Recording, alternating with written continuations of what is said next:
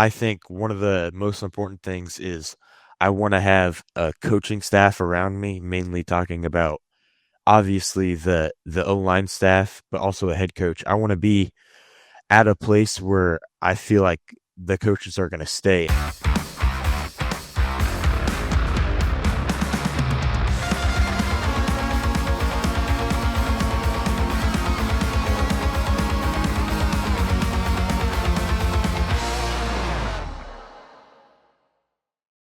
Hello and welcome to the Verbal Commitment Podcast here on the Kansas City Sports Network. I'm Kevin Flaherty, and I'm here as always with my good friend Ryan Wallace. And we're talking about the world of local recruiting, from Kansas and Kansas City prospects to the college classes at Kansas, Kansas State, and Missouri.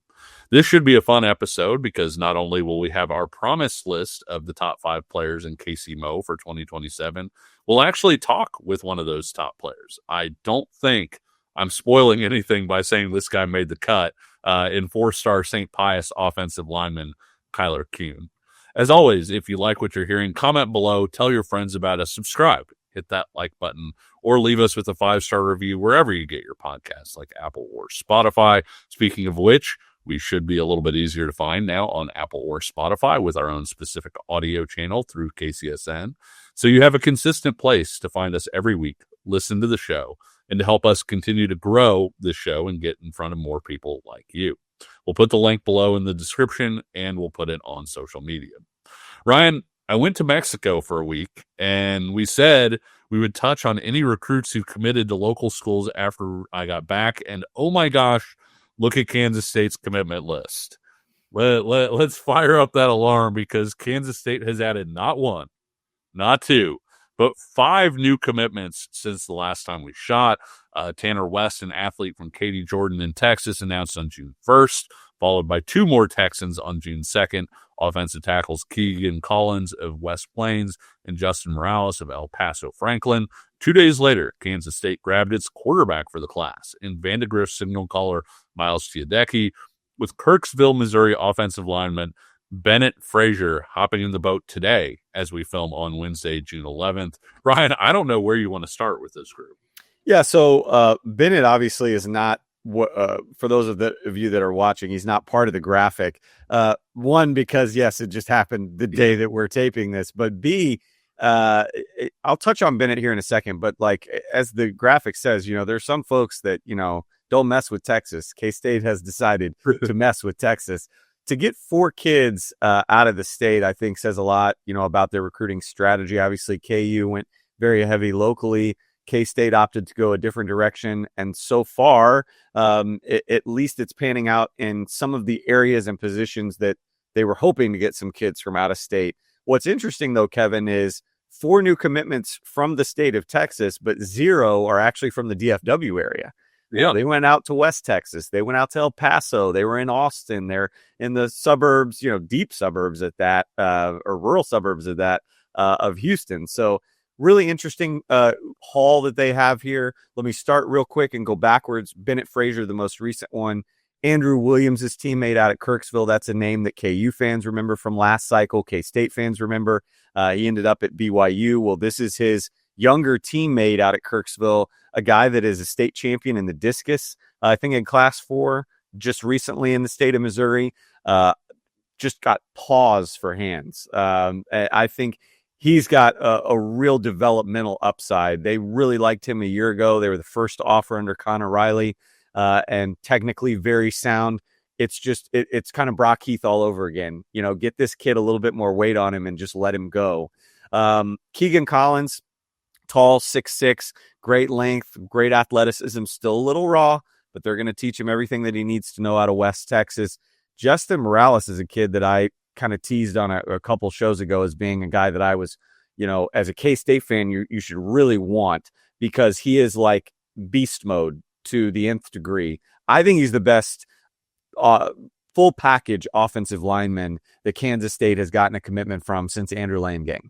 Who was the number 1 player out of North Dakota several years ago, and will start this year. Like, I think Justin Morales, the world of this kid. He is. You put on his tape, and he is everything you want to see out of an offensive lineman. Tanner West, 6'1", super fast, plays all over the place.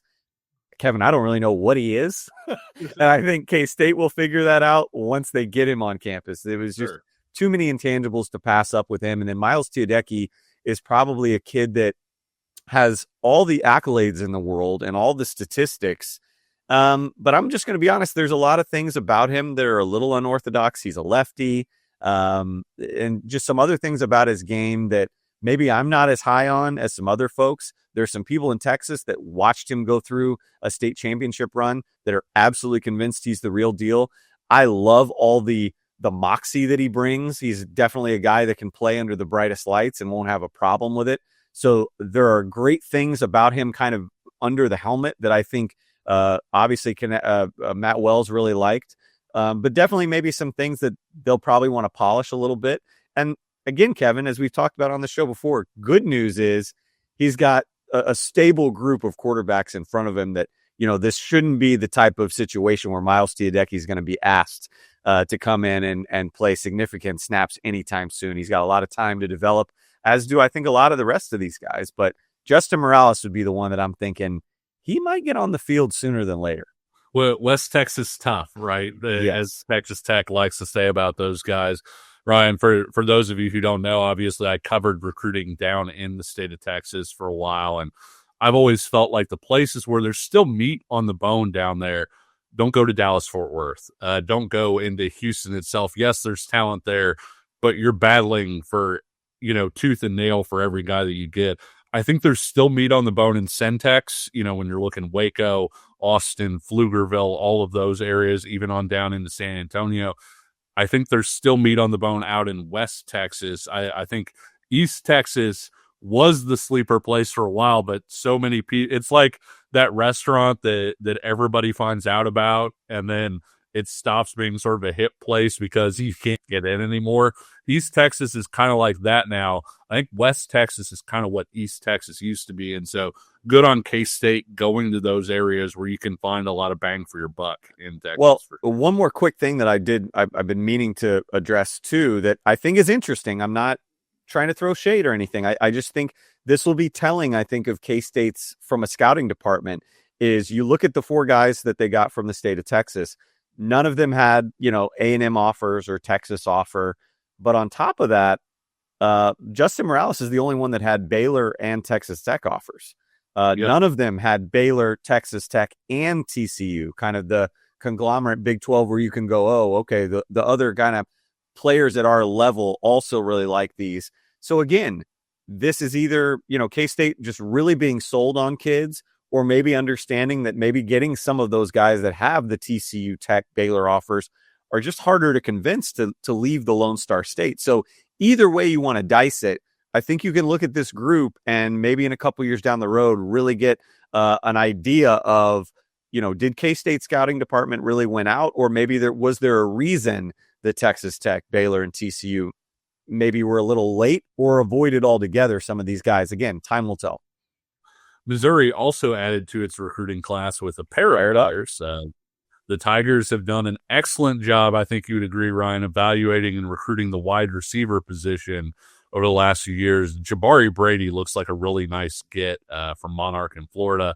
And then this weekend actually brought the addition of Omaha powerhouse Millard South tight end Isaac Jensen. I'll start real quick with Jabari Brady, top 50 wide receiver nationally in the composite, a Navy All-America Bowl participant last year. That was the game that locals will remember Lincoln Cure played in. They've allowed some of the underclassmen to play too. It's not just like a senior event anymore. So he was out there. And by all accounts, this was Missouri's number 1 wide receiver target all along. So they land him. Again, kind of along the same lines of what I was saying with K-State before in the Texas kids. Very little push from the Florida schools, Kevin, for Jabari Brady. I mean, he had, I think, a Florida State, Miami offer, but they weren't kind of heavily involved here. So interesting there.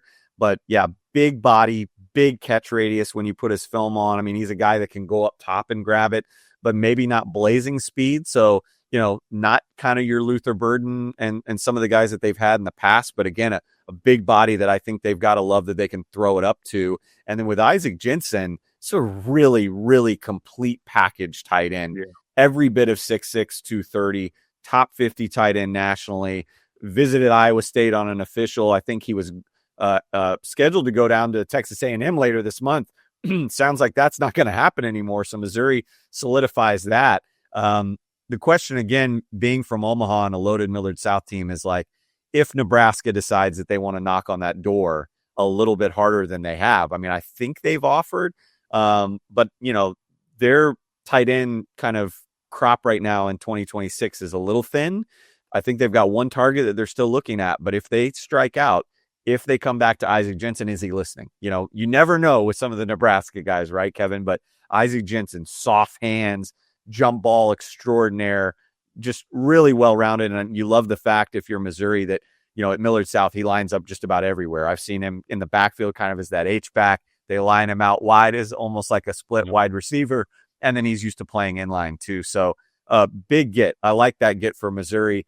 And as we'll kind of get to in our next headline, Isaac Jensen might have started a little bit of a significant domino here at the tight end position locally. Yeah, Kansas had a big recruiting weekend.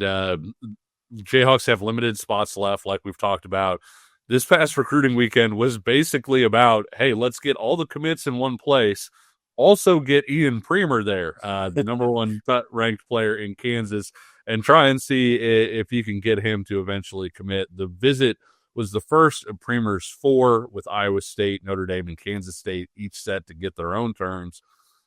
Ryan, with so much of the state of Kansas already locked down in 2026, Ian's recruitment is really going to be front row center over the next month or so. This has become a really fascinating recruitment. It always has been.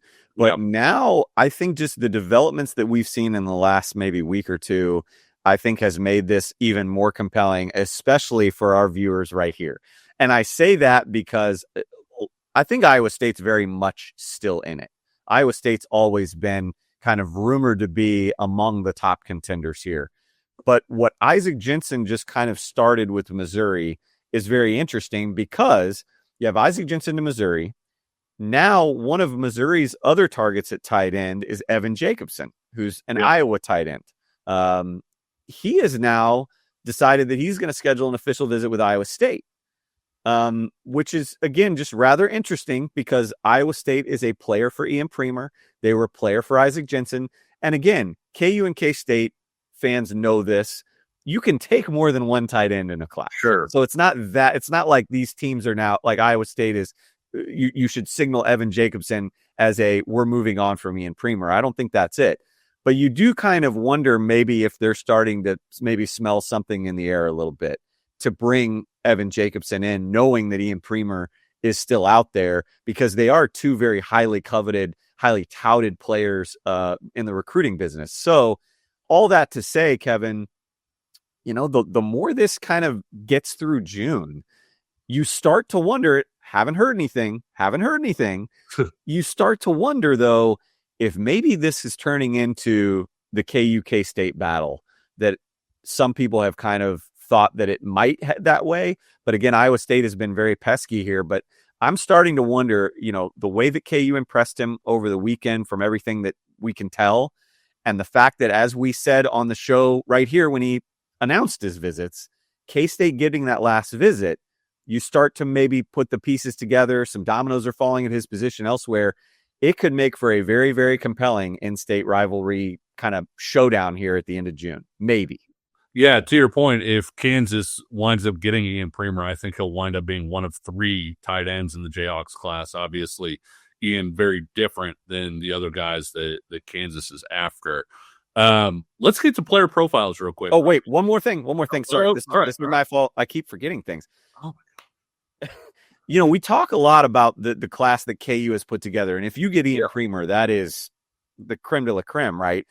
But one thing that's kind of gone under the radar here is, you know, let's say K-State gets Ian Premer. Yep. Obviously, from a Kansas perspective, there's still a lot of, you know, as you said earlier, like the meat that kind of fell off the bone and went to Lawrence, right? There's some good talent that's going to Lawrence from Kansas. Even if you get Ian Premer, there's some other guys that obviously K-State did not get. However, we've kind of, the kind of universal thought has been, well, it's going to be a bad class locally for K-State if they don't get Premer, even if they get Premer. But what if they get Premer? And what if they get Ronell Johnson out of Blue Springs? And what if they get Dezef and Walker out of Ray-Pec? Dezef and Walker and Ronell Johnson, I think, have already made their official visits to Manhattan. So there's still some other teams that are going to have a last word there. But suddenly, if that happens for K-State, you've got Kansas that has landed a really good crop out of the state of Kansas. But then you've got K-State that will have had Ian Premer and our two biggest guys in the state of Missouri on the Kansas City side out of KC Mo. That could be huge, a huge swing of events for K-State if that happens. But long way to go. Yeah, for sure. Let's go ahead and get into player profiles really quick. They're back this week. If you don't know, if you just started watching last week or this is your first week, player profiles are where we take a look at players who are maybe flying under the radar a little bit, but maybe shouldn't be. And Ryan, you're on the Missouri side of the KC Metro this week. And your guy, I have to admit, turning on the tape, this is a team all fun tape guy. Oh, boy. Oh, buddy. And there's a lot of more coaches that are starting to head out to Raytown South for a 2028 name that, if you don't know yet, we've got a lot of time. We'll get to him down the road. But they're starting to check in there. But Kevin, I wouldn't be shocked if they're starting to ask a little bit more about this 2026 tailback by the name of Dylan Hanks. You look at his frame, he's about 5'10", 170, but he certainly plays bigger than that. And I think he's got the frame to add on to that, where he could be a 5'10", 195, 5'10", 200 style tailback. And I love his film because the stuff that he does, I think, is very natural for a kid that I think maybe hasn't been, like a football star all of his life. I think he's a multi-sport athlete, but the stuff he does on a football field, you're going, man, if he dedicates himself just to football, look out. I just think that there's still so much left for Dylan Hanks to be able to do at a collegiate level. And a lot of the tape that you're seeing here is actually, when the play goes right and you're seeing him be able to have the cut lanes and things like that he's supposed to have. But a lot of his tape, Kevin, is actually stuff that he's able to do when the play is broken, when he has nothing and he's running like sideline to sideline. And it's not just because he's the fastest guy in the world. In fact, at Raytown South, he's not one of the sprinters on their track team. He's one of the throwers. He throws a javelin. But yet then you see that natural speed come out and you see the natural vision, the way that he's able to create for himself, I just think is really special. And so then when you put him in a place where he has cut lanes, when he has proper blocking, when you teach him how to really be a true running back and not just, maybe a Wildcat style quarterback, I think there's tremendous upside here, Kevin. So, head out to Raytown South, give this kid a look because I think Wyoming has pit stopped by and showed some slight intrigue, but this is a kid that I think if you believe in what his frame can be and you kind of let his senior year play out a little bit, I think the tape is going to be there for you to really take a hard look here, late in this cycle. To your point, he had one of my favorite rushing touchdowns of the last year on a play where everything went wrong. It looked like he was going to be blown up twice for about a 5-10 yard loss. Made a couple guys miss in the backfield. Next thing you know, he's scooting up the sidelines for a score. And so he's certainly one of those guys that has you on the edge of your seat every time he touches the ball. Ryan, with me picking a Kansas player, I'm also going to stay in the backfield, but I'm not sure I could pick a more different kind of running back in TJ Manickwu at Washburn Rural. To say TJ is a bigger back is an understatement. He currently lists himself at 6'1", 235 pounds. And there's some intrigue here, Ryan, because TJ also has a little bit of a track background. Yeah. This is a guy that, he gets downhill. Look, he knows exactly what he is on tape. You see that he is going to get downhill. He's going to run through tackles. But he also has just that little bit more juice than you would expect him to have for a bigger back. He had a 52-yard touchdown. I think we're actually getting ready to see it right here against Topeka last year. You don't usually see guys who are, close to 240 pounds breaking away for 50-plus yard touchdowns. That was a game in where he carried the ball 24 times for 149 yards and 3 scores. Ryan, if the size is accurate, and the power certainly is accurate on tape, He's pushing 230 plus pounds while retaining that kind of athleticism. Wouldn't that put him on radars a little bit? He's been on our radar, I feel like, for a couple years now because he's been a really good back. But for college coaches, there might be a coach or two who either looks at him as a skilled potential fullback, somebody who can give you a little bit more running, a little bit more, receiving potentially out of the backfield, or even somebody who could maybe even get a look on that defensive side of the ball because of that size and physicality. I can tell you this, on Friday nights, you don't want to be a defender inside the 10-yard line when TJ is sniffing the goal line. Yeah, no, and I think in this day and age, there is a real purpose for a complementary back, a guy that can just come in and be your third down guy, which I think TJ can do with just his natural body size. But I think to your point, he's got a little bit more juice than maybe he's given credit for. He almost feels like he gets faster on tape after he's kind of cleared traffic a little bit and he has a little bit of a lane. What's huge for TJ this year, and maybe where there's some pause from coaches, is he just hasn't had the snaps. He's been sharing the spotlight for several years now with either the Heim twins or last year the blazing speedster Lafayette Thompson. Well, now this fall it is finally TJ Minnikwu's backfield, and we talked about it with Dylan Hanks. This could be the type of senior year tape here in the first 4 weeks where he just unloads, which we've seen him doing some mop-up duty the past 2 years, but now he's doing it as a starting tailback.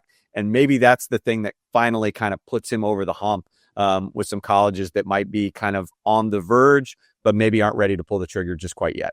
Not saying that he is this good, but West Virginia just had a pretty good running back, 240, 245 pounds, and CJ Donaldson just transferred up to Ohio State.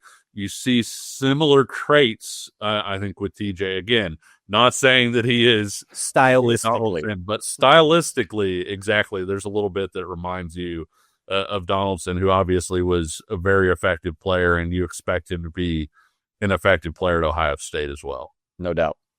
We will take a look at our top players in KC for 2027 and get to our interview with 4-star St. Pious offensive lineman Kyler Kuhn here in a minute.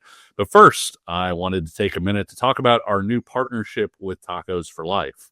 Those of you who know Ryan and I know that we really love being able to take our spotlight, as small as it is, and shine it on local players who are standing out, working hard, and doing the right things. And in Tacos for Life, I think we found a perfect partner for just that. Thanks to Tacos for Life, we'll be able to add a little bit of a prize to our players that we select as our under-the-radar players to watch. And we'll also be able to tell the stories of players and teams who are not only finding success on the field, but off it as well. We'll have more details for you as we continue to roll those features out, so stay tuned for that. And we will be right back. Looking for tickets for your next event? Tickets for Less is your #1 source. Save big on every purchase when you use promo code KCSN at ticketsforless.com. Success in real estate takes more than vision. It takes the right financial partner. When someone takes something rundown and turns it into something great, that's called a comeback story, like Brain Group. They take distressed properties here in KC, completely rework them, and then turn them into valuable real estate. But that kind of work needs the right bank behind it. Enter Emprise Bank. They're not about cookie-cutter loans. They saw Brain Group's vision, backed them, and now they're making big moves in Kansas City real estate. Talk about your partner in possible. Emprise doesn't do one-size-fits-all financing. They invest in potential and back growth. Visit emprisebank.com/KC to learn more. Emprise Bank, member FDIC, equal housing lender. Folks, it's playoff time, and if you're still just watching the games, then you're missing out. With Pick 6 from DraftKings, you can turn your hoops knowledge into real cash. Just make your picks, track your score, and if you hit all 6, you're looking at bigger payouts than Prize Picks flex plays. Nobody's dropping better payouts than Pick 6. Hit 6 picks, and that's 25 times your cash. And if you beat your competition, you could be looking at a 500 times bag in your pocket. And right now, new customers can get $50 in bonus picks with just a $5 entry. Here's what you got to do. The playoffs are on, so why not take a shot at making a little money while you're watching? Download the DraftKings Pick 6 app right now and use code KCSN. That's code KCSN to play $5 and get $50 in bonus picks. Better payouts, bigger wins, only on Pick 6 from DraftKings. The crown is yours. Gambling problem? Call 1-800-GAMBLER. Help is available for problem gambling. Call 888-789-7777 or visit ccpg.org in Connecticut. Must be 18 plus. Age and eligibility restrictions vary by jurisdictions. Pick 6 not available everywhere, including New York and Ontario. Void where prohibited. 1 per new customer. Bonus awarded as non-withdrawable Pick 6 bonus picks that expire in 14 days. Limited time offer. Terms at pick6.draftkings.com/promos. Welcome back to the Verbal Commitment Podcast. We teased a week ago that we would be revealing our top 5 players on the Missouri side of the Kansas City Metro. So let's go ahead and get into it. At number 1, we have Kyler Kuhn, offensive lineman at St. Pious, followed closely by Kobe Rhymes, linebacker at North Kansas City. Number 3 and number 4 bring us a pair of Lee's Summit North teammates, defensive back Josiah Robinson and running back Bryce Thompson. And rounding out the top 5 is Blue Springs quarterback Wyatt Erickson. Ryan, let's go ahead and start with Kyler Kuhn. I know we felt like Kuhn versus Rhymes was a pretty tight battle. Ultimately, what was it about Kuhn that you think helped him come out on top, at least at this point? Well, again, it's interesting because we talked about this with the 2027 in Kansas. We talked about it with 2026 in Kansas. That it is does feel like a 2-horse race here, and I think that there is that tier, right, where it's kind of Kobe and Kyler, and then everybody else, at least for right now. And I think again the reason that we kind of gave the edge to Kyler is I think we both love the physicality that he brings in a ready-made frame, and that's not to say that Kobe Rhymes doesn't have a ready-made frame. But I also think that when you start to talk about the transition from kind of being a high school linebacker and doing everything that Kobe does to having to learn a defensive system wherever he decides to go, there is maybe a little bit more of a transition, right? I feel like we've seen really, really talented athletic linebackers for years and years and years in the Kansas City Metro, and some of them worked out and some of them haven't. Typically, though, when you get a kid of Kyler Kuhn's repertoire and everything that he brings, both, physically and, in his talents as a football player, most of those guys have worked out, Kevin. So what's interesting, though, about Kyler, and before we get into the football tape, I wanted to show kind of the other side of him, and that's his wrestling tape, Kevin, because this is a nationally ranked wrestler. I mean, a state champion in the state of Missouri, but he's out here, in Greco Nationals and all these sorts of major tournaments, getting significant praise as a wrestler. And so you see those highlights, right?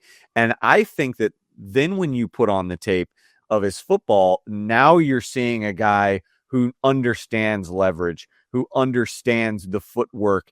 And then he's just nasty and aggressive and physical. His brother is a wrestler. He's got 2 older brothers that are collegiate wrestlers. And so, again, you kind of see him taking out years of frustration from being, picked on as the younger brother in these highlight tapes when he's going against opponents. I think his expertise right now has to be as a run blocker. I think he's just really good as a run blocker, the way that he's got a motor from his lower half and the way that he keeps his feet moving and just the tremendous length. I think he's a hard guy to get inside on. And I think right now, Kevin, he's further along in pass pro than maybe even I expected when I turned the tape on. So overall, I think he's worth, every star, every number in terms of the rating number that he's earned so far from the National Scouts and Services. Yeah, you want to see some level of frame, obviously. You want to see some level of athleticism. You want to see some level of physicality. And then on top of that, the nastiness is a plus. And all of those things are check marks in Kyler Kuhn's category. And when you look at the way that he's able to get out to the second level, or when they run a bubble screen or something like that, the way that he can find a safety or a cornerback even in space. This is a guy that has terrific feet. I think he could play tackle at the next level, Ryan, because I think the athleticism, the long arms, I think that that's still there if he wants to stick there. But you hear in the NFL draft every single year, there are guys that people say, well, could he be a tackle? Yeah, but he'd be a 10-year All-Pro at guard. I think that's the argument that you're having with Kyler Kuhn, and that I think that he could be a tackle. I think he could do it, but I think you move him inside with the traits that he has, and that's when you're talking about a guy that is really potentially special in this class. When you talk about special, I want to transition into our number 2 guy, Kobe Rhymes, because he's special and he's also very unique. And I thought, again, to give our viewers who are, mainly focused on 2026, they might not even have heard of Kobe Rhymes in 2027. I hope they would have by now with the offer list that he's picking up. But to give them a sense, Kevin, of what kind of athlete he is, let's turn on the volleyball tape for Kobe Rhymes, because you are going to see a kid that is jumping out of the gym, and he is fierce on the kills and he is fierce on the blocks. And this is a kid too that, like, he's not 6'5" playing up against the net, right? Like, he's 6'2", maybe in cleats and a helmet, he might be closer to 6'3". And he's doing stuff like that. Just poor kid from Rockhurst. I'm sorry but like, that's too good of a clip not to zoom in on. But that kind of gives you an idea of kind of the hops, right? The juice that Kobe Rhymes has. And you see all of that then come on the football field. But what I thought I liked best about Kobe from the football standpoint is, natural linebacker. You love the physicality. But right here, I think this shows a level of IQ, in the way that he's able to, not give away what gap he's shooting, and also then identify where the right gap is to shoot. Like, I thought that was next level from him. And then you get to see his athleticism here as a running back, right? So there's all the things that he does as a linebacker that you would expect from a kid that's getting Dan Lanning attention, right? He's physical, very sound tackler.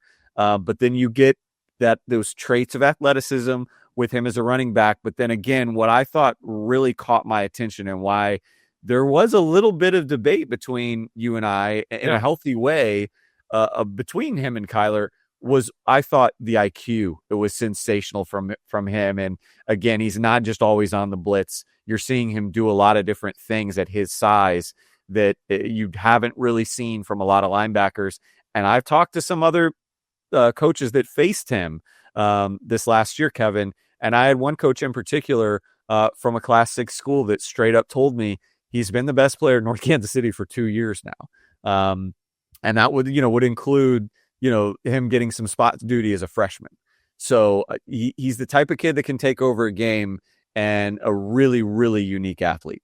I love that screen clip, and I'm glad you put that in there, because watching that when we were going through tape, it was kind of like, not only did he identify the screen, but he takes on, multiple blockers and is able to sift his way through it and make the tackle.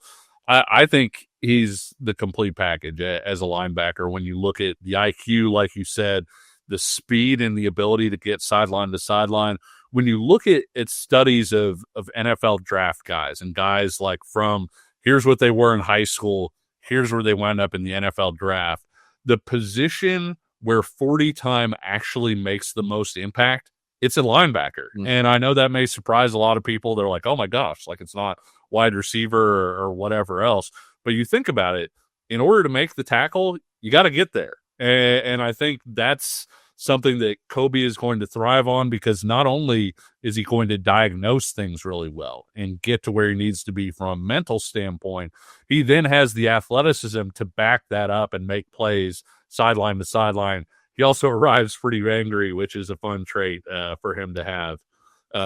At some point too, Kevin, aren't like area defensive coaches or head coaches gonna, find some way to get water bottles into the fountains at North Kansas City High School, because there's something in the water over there on defense, right? I mean, they have Clyde Price, but I mean, the defensive freak shows that have come out of North Kansas City over the years, it's something else. There's something in the water over there.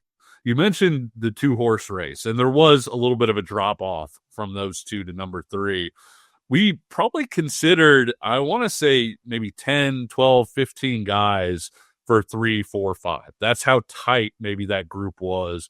And it wouldn't be a surprise to see, say, number 7 move up to number 3 or vice versa. But at number 3, we went with Robinson, a ball hawk where, Ryan, I love the ball skills. I really love the fluidity that he has, the way he transitions in and out of breaks, a really smooth athlete. Well, that and the other thing on tape is where they lined him up. I think that this is going to be a guy at the next level as his body develops that is going to be comfortable, coming up and maybe playing some nickel. You see him here on an island on the outside, and he hangs and he handles himself, but he's also physical. You see him break out of a block to come up and make a tackle. Here he is kind of in more of that safety role, and he's comfortable making, the pick here, high pointing the ball. And then I had to speed it up because, he's quick, but he needed some blocks to develop and take it all the way to the house. He's a special kid. UCLA just came in and offered. So I think there's starting to be some buzz around Josiah Robinson, but like you said, very fluid. I think, if he can take the speed up a notch, it's not like he's slow as it is, but like if he can take his speed up a notch, and again, he can continue to play in a lot of different roles for, the Lee Summit North defense. He's a guy that's going to attract some major attention. Again, UCLA is already there, so it's only a matter of time before others, hop on the bandwagon. Yeah, I 100% agree. A guy that we debated also for that spot. College coaches love a running back who, isn't a jitterbug type, who gets north and south. And Ryan, that is Bryce Thompson.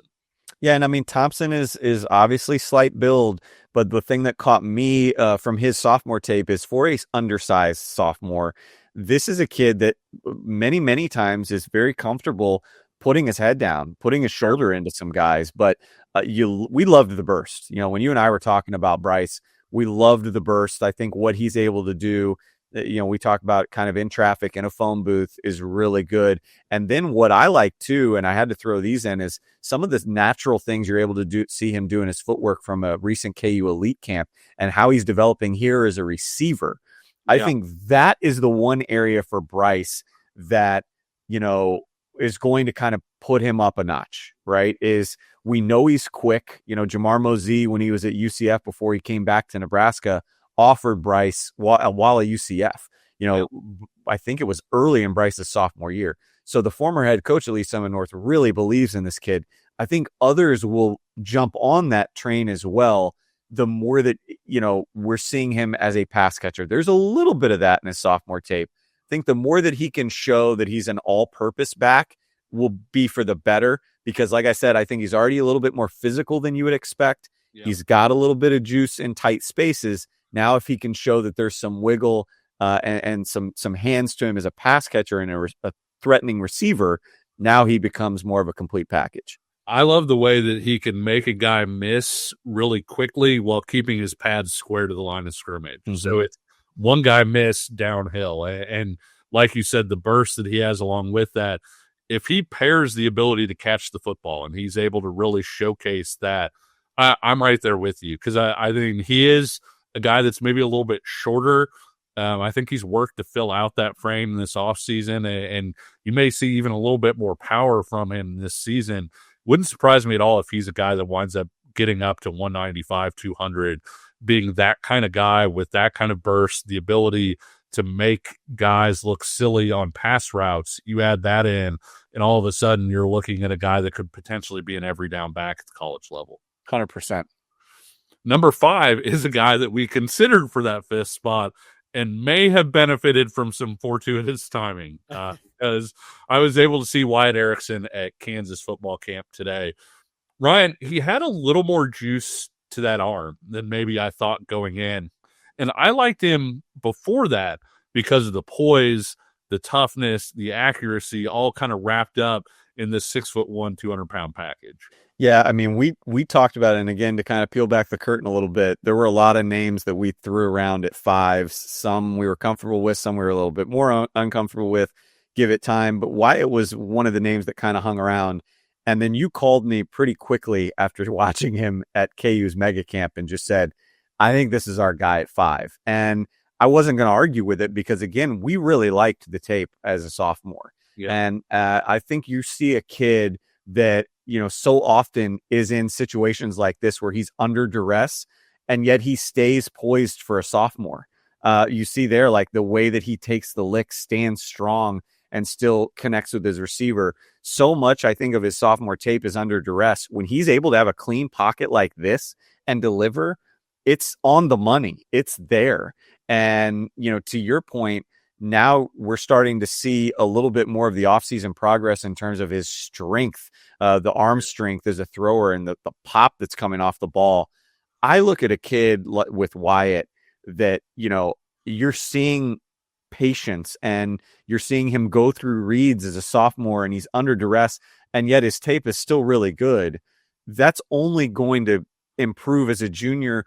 And then by the time the senior tape comes around, like the game is going to slow down so much for him that he's going to look like a different quarterback in a very good way. There's a lot of Jalen Mason to him for me, Kevin, in the sense that he might be a little undersized from, the coaches that are out there looking for 6'4", 6'5" quarterbacks, but he's a kid that's going to end up with a lot of tape because he will have started at Blue Springs since week 1 of his sophomore year, which is the same you could say as Jalen Mason for Wichita Northwest.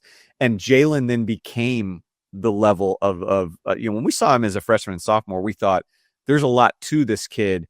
And then you saw his game kind of go to the next level. And now KU's interested, they're offering. Iowa State's interested, they're offering. And now he's a KU commit. I think with Wyatt Erickson, we're going to see the same thing because the accuracy's always been there. A lot of these things have always been there. And his game's about to go to the next level. And it wouldn't surprise me, Kevin, if he exceeds Jalen in terms of national recruiting exposure. This kid is the real deal and probably the biggest threat to Josiah Robinson at number 3 right now. Yeah, I think that he's a guy that is very apparently, after seeing him in person, ahead of where he was as a sophomore. And we liked him quite a bit when he was a sophomore in a camp setting where he's clean. He doesn't have to worry about a defensive lineman under his chin. I mean, this kid just deals all over the place. And as you saw from the tape, Ryan, when he's not in a camp setting, when he's in pads and you have a guy under his chin, still really good. And the toughness and the poise really jumps out, the accuracy. This is a guy that I think is going to frustrate a lot of defenses, not necessarily just at the high school level, but potentially even on into the college level where you're like, man, we've hit this guy 15 times and he's still out here throwing dimes. Like what's going on? And so I'm a big Wyatt Erickson fan after getting a chance to see a little bit more of him. Yeah, people that think that Blue Springs is, getting out to see Ronell Johnson and that's it this fall. No, there's a lot more going on with the Wildcats this season. Well, that was our top 5, Ryan, but I think we both expect there to be some movement here before too long, particularly in the bottom part of that top 5 as we continue to get more information, see these guys through the summer and their junior seasons. I know you are, a big fan of Pembroke Hill's Elijah Ensley. I'm pretty favorable towards a guy like Deng Tong at Oak Park with his combination of height and track bona fides. Either way, these are races that are far from done. If we follow a similar profile to last year, which was our first year doing this, Ryan, we will probably update these lists, I would say, heading into the season like we did, and then update them again after the season. So you'll want to keep an eye out for that. These are not things that stand pat. The one thing I will say, though, Ryan, I feel like we've done a pretty good job of tracking these guys early on, and then when we look at things 10 months later, things haven't changed that much. We've done a pretty good job of tracking these guys down pretty early. Fingers crossed that we do it again. We will have our interview with Kyler Kuhn, our number 1 player in KC Mo for 2027, right after the break. Thanks for listening to KC Sports Network. Make sure you download our new app. Find it on the App Store or Google Play. Just search KC Sports Network. Welcome back to the Verbal Commitment Podcast. We're joined by St. Pious offensive lineman Kyler Kuhn, just named earlier in our episode as our top-ranked player in KC Mo. Kyler, thanks for joining us. Yeah, I'm grateful to be here. Excited to talk with you guys. Tyler, you win the Missouri Heavyweight Championship in wrestling, always a huge deal. You get named a 4-star prospect, and college coaches around the country started extending offers. So, my question is, could you just give us a little glimpse into what your spring was like?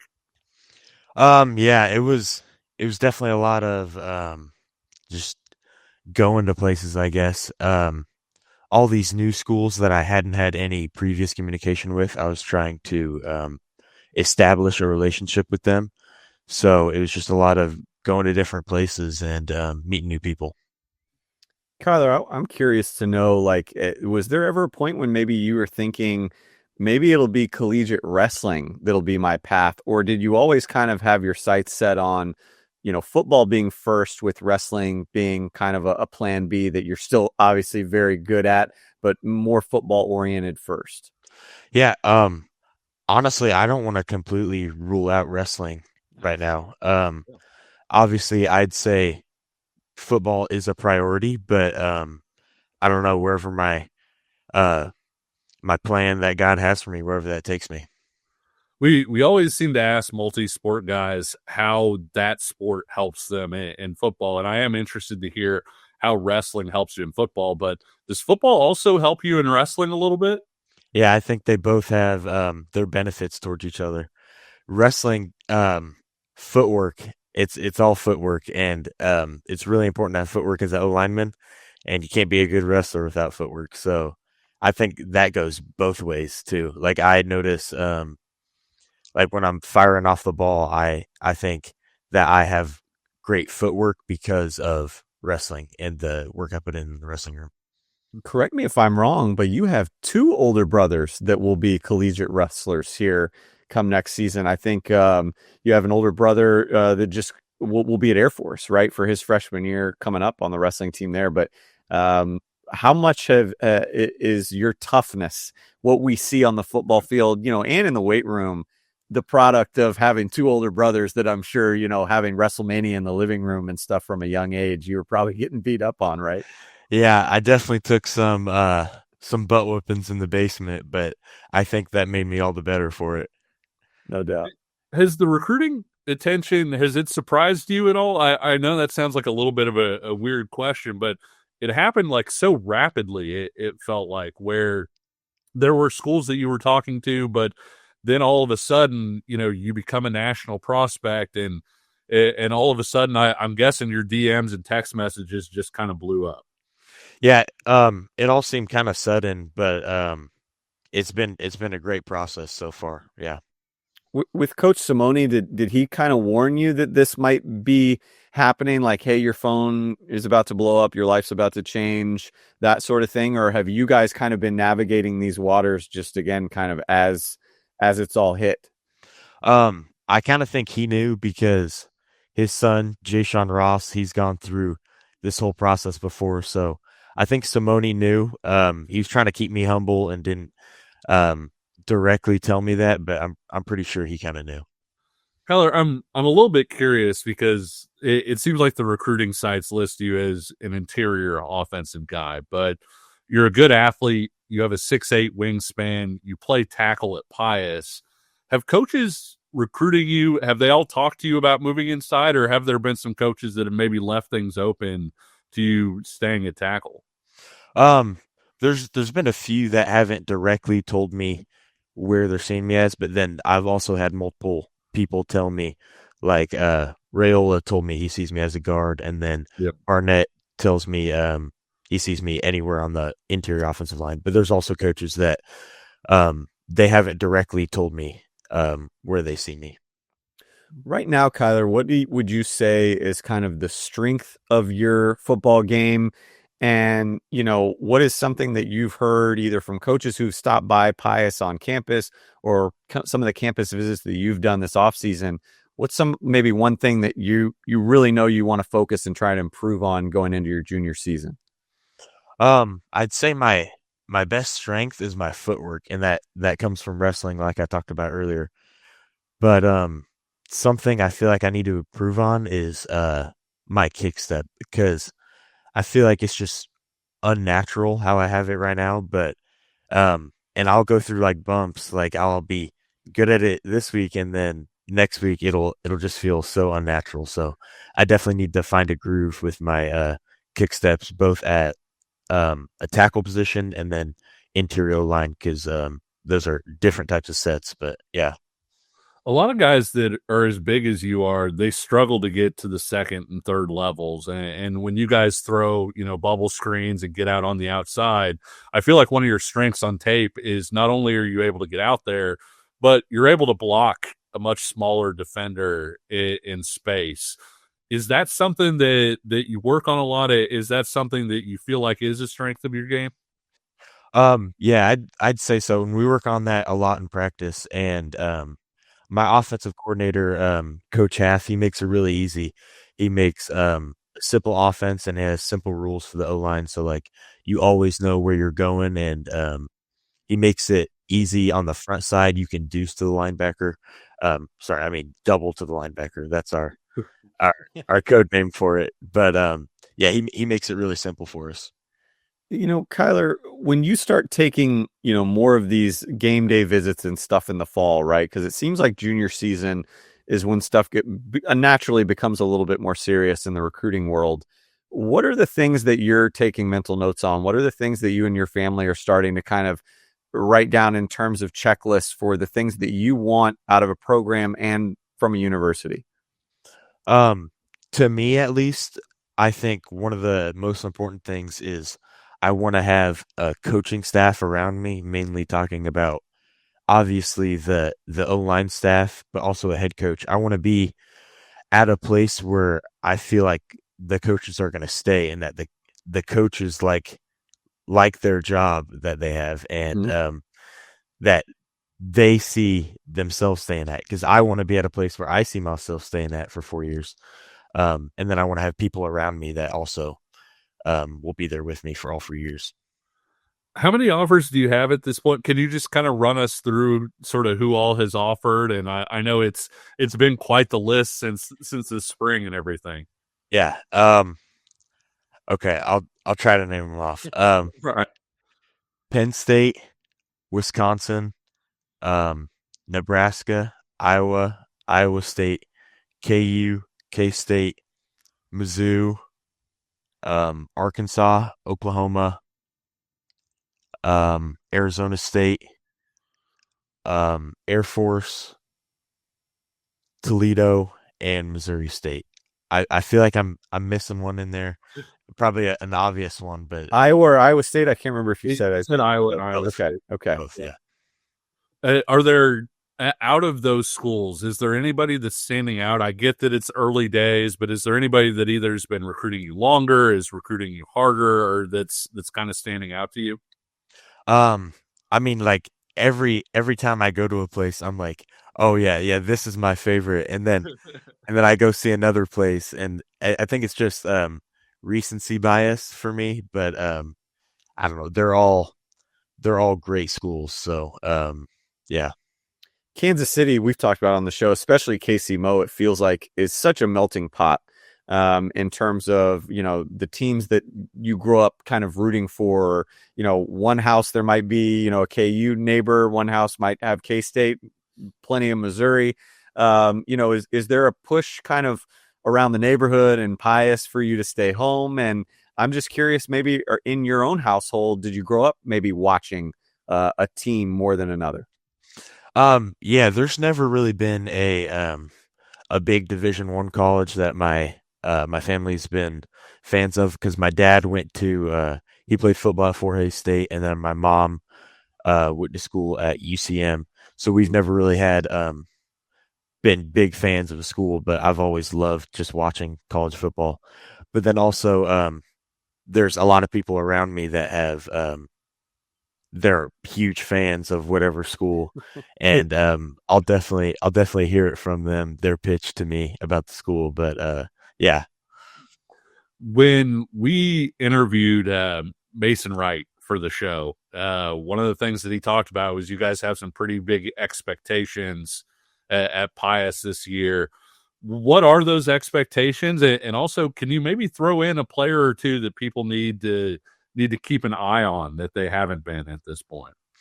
Yeah, the expectation is to take a step up from last year, and I have people come talk to me, like even kids from our own school, and they're gonna be like, "Dude, is our team gonna be okay this year?" I'm be like, "We got it under control."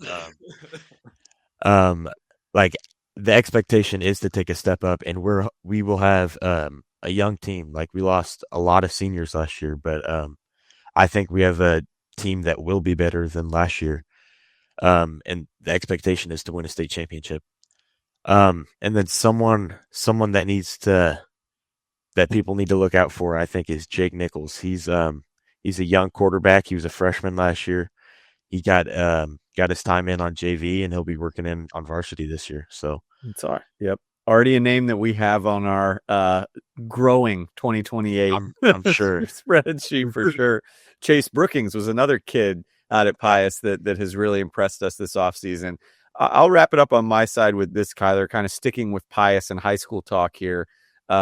Is there a player or a team that you just felt like, really challenged you last year and has made you, better? Again, maybe that's a defensive end off the top of your head. Maybe it's just a defense in general. And then is there a game that you guys have circled? And I ask you that specifically just because Pious has such a unique schedule. There are some built-in rivals, but you guys get to play some teams, like St. James from across the state line. So is there a game that you just have circled that you're really excited about this coming season? Yeah, someone that always makes me better. He's gone now, but Carl Moley for the past 2 years, he's going to Northwest Missouri State now. But he's a dog. He's been whipping up on me a few times in the past 2 years, but he makes me the better for it. And we have, in my opinion, the hardest schedule in the KC Metro. So the game circled is the next game up. So we're gonna have Rockhurst circled up until the Friday night after that. Then we're gonna have the next game and the next game. So just gonna focus on whatever's ahead of us. Have to ask, you're a lineman, and all linemen have to eat. You're picking Kansas City barbecue for one meal. Where are you going? It'd have to be between Q39 or Gates. I'm a big Gates guy. Okay, what's the play at Q39 and what's the order at Gates? I get something different every time. Like, I'm a big brisket guy. I love me some brisket. So I don't. It'll be whatever I'm feeling that day. Good answers all around. Yeah, Oh yeah, for sure. can't go wrong, Kansas City. And then I know, like Ryan said, you're going to go through your junior year. There's going to be game day visits. Do you have anything scheduled or anybody that you're like, yeah, I'm definitely going to get out to see these guys, even if you don't have a date set up?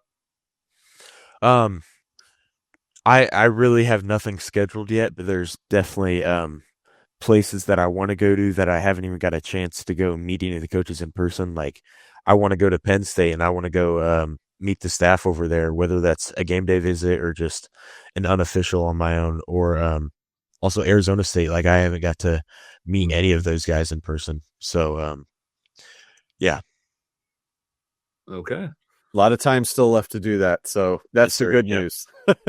Yeah, for sure. For sure. By the way, you were talking about the young St. Pius team this year. It felt like when Ryan and I were out at Casey Varsity, every other time we saw a kid who was having a good day, we'd look down at the roster. Oh yeah, that's the 2027 at St. Pius. That's the 2028 at St. Pius. So yeah, seems like you guys do have some pretty good stuff coming up in the pipeline.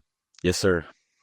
Well, Kyler, thanks so much for taking the time to talk to us. And thanks to all of you for watching and listening to the Verbal Commitment Podcast here on KCSN. If you like what you saw or heard, leave us a comment, like this video, subscribe on YouTube, or hit us with a 5-star rating if you're listening on an audio platform.